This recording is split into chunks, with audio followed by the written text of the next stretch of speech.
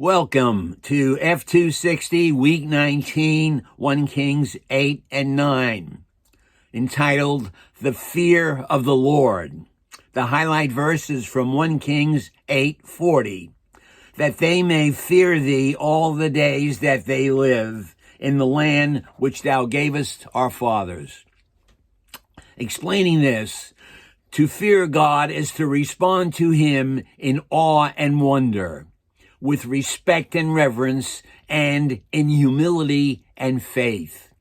Applying this, I experienced the reverential fear of the Lord when I witnessed the incredible vastness of God's creation demonstrated in a show at the Creation Museum Planetarium in Cincinnati, Ohio, which my wife and I had visited. The highlight of our visit was the planetarium.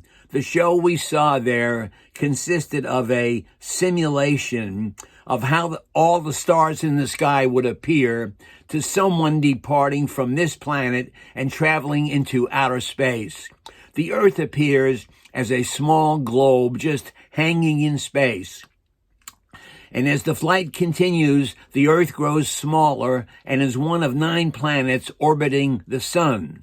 As we continue further out into space, the planets are obliterated by the brightness of the sun, and the sun in turn is obliterated by the brightness of the Milky Way galaxy. Our sun is just one of at least 200 billion other stars that compose the Milky Way. This galaxy of stars forms a spiral that is 100,000 light years across. To give you an idea of the distances involved here, light travels at the speed of 186,000 miles per second. That is 7.5 times around the equator in one flat second. Traveling at that speed, it would take 100,000 years to travel from one end of the galaxy to the other. The point is, the distances involved here are almost beyond comprehension. But guess what? That's not even half the story, because as our spaceship continued its journey, we could observe not only the Milky Way, but also many other galaxies just as vast as ours. There are over 100 billion other galaxies, each containing hundreds of billions of stars. So not only is the size of our universe incomprehensible, but also are the number of stars that occupy it. And the Bible tells us in Isaiah 40:26 that God has a name for every one of them.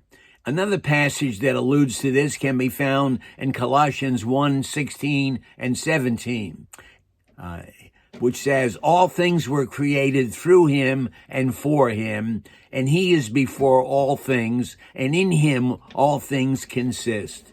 In him all things consist.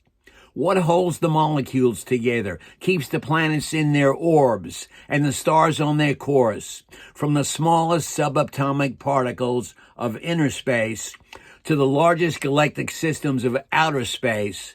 All is held together at God's unceasing command. He, Jesus, has not only put it all together, but he continues to keep it all in place. My response: this glorious and incomprehensibly vast universe continues to exist only by the conscious divine will of God. What does that tell you? It tells me that if God ever forgot about his creation, even for just 1 second, all of us, and it as well, would all cease to exist. Amen. God bless.